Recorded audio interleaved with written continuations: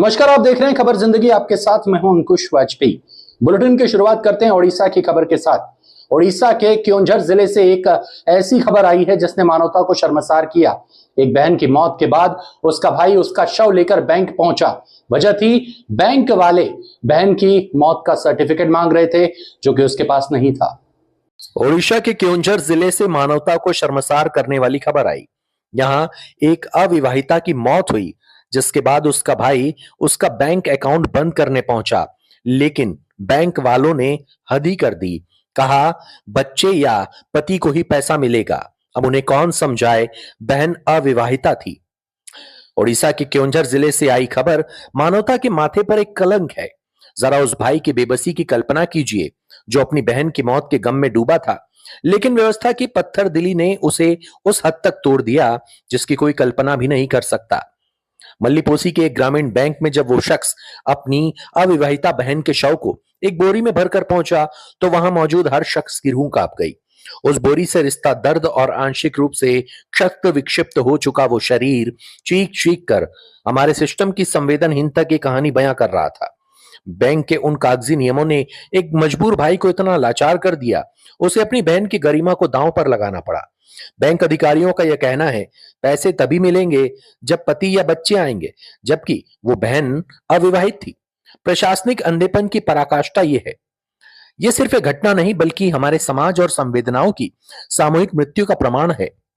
आज उस भाई की आंखों के आंसू हमसे सवाल कर रहे हैं, क्या चंद रुपयों की कीमत एक इंसान की आखिरी विदाई और उसके सम्मान से भी बढ़कर है? मुजफ्फरपुर जिले के कांटी थाना क्षेत्र के पानपुर करियात अंतर्गत शाहबाजपुर में एक हृदय विदारक घटना सामने आई। यहां पर मां और उसके दो बेटे घर में मृत अवस्था में पाए गए हैं। फिलहाल पुलिस पूरे मामले की जांच में जुटी है। मुजफ्फरपुर जिले के कांटी थाना क्षेत्र के पानापुर करियात अंतर्गत शहबाजपुर गांव से हृदय विदारक घटना सामने आई। यहां एक ही घर के बंद कमरे में मां और उसके दो मासूम बच्चों के शव संदिग्ध अवस्था में मिलने से सनसनी फैल गई।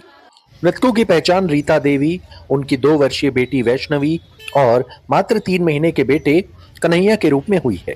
घटना का खुलासा उस वक्त हुआ जब काफी देर तक घर का दरवाजा नहीं खुला। ग्रामीणों ने खिड़की से झांका तो अंदर तीनों के शव पड़े देखकर दंग रह गए।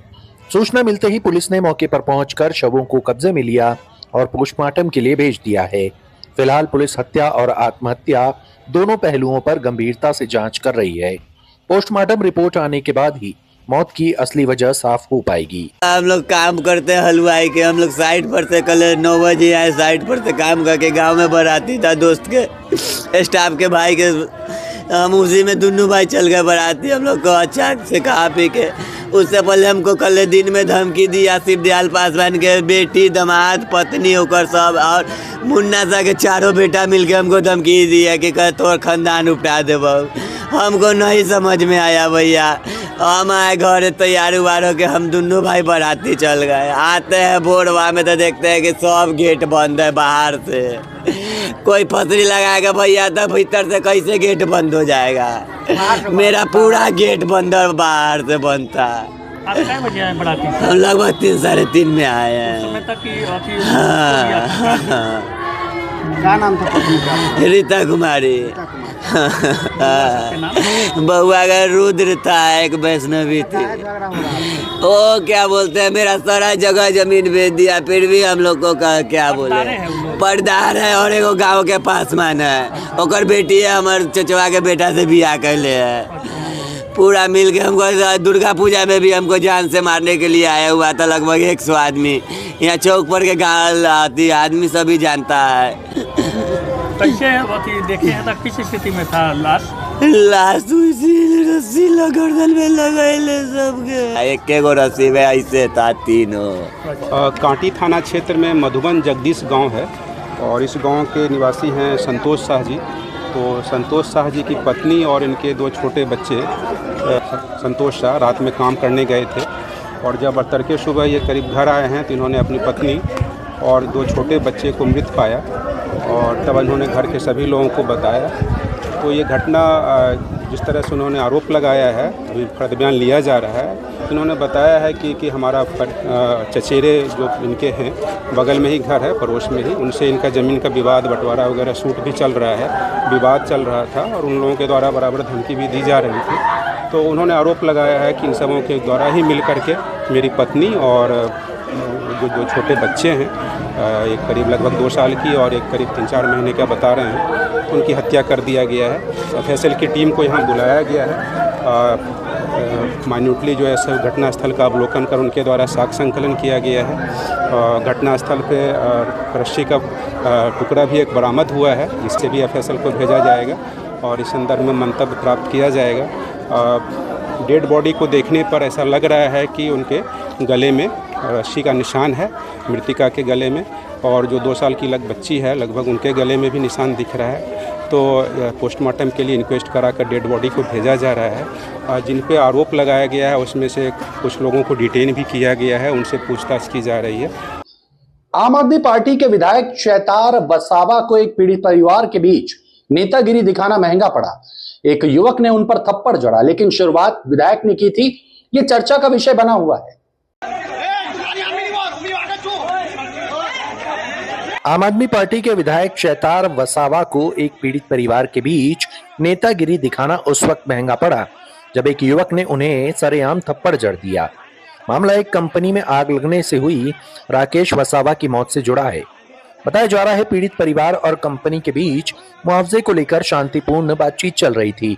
इसी दौरान विधायक वसावा बिना बुलाए वहां पहुंच गए और हस्तक्षेप करने लगे। चर्चा के दौरान आपा खोते हुए विधायक ने परिवार के एक युवक को थप्पड़ मार दिया। इसके जवाब में युवक ने भी तुरंत पलटकर विधायक को जोरदार तमाचा छोड़ा। घटना के बाद मौके पर काफी हंगामा हुआ और विधायक को वहां से बैरंग लौटना पड़ा। स्थानीय लोगों के बीच ये घटना चर्चा का विषय बनी है।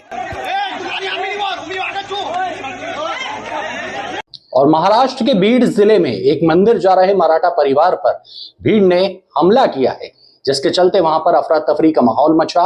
बता दें, बच्चों पर भी हमला किया गया। महाराष्ट्र के बीड जिले में एक मंदिर जा रहे मराठा परिवार पर भीड़ द्वारा बेरहमी से हमले का मामला सामने आया। जानकारी के मुताबिक ये विवाद एक मामूली रिक्शा दुर्घटना के बाद शुरू हुआ। बहस इतनी बड़ी, वहां मौजूद भीड़ ने परिवार के सदस्यों, जिनमें महिलाएं और छोटे बच्चे भी शामिल थे, उन पर पत्थरबाजी और मारपीट शुरू कर दी।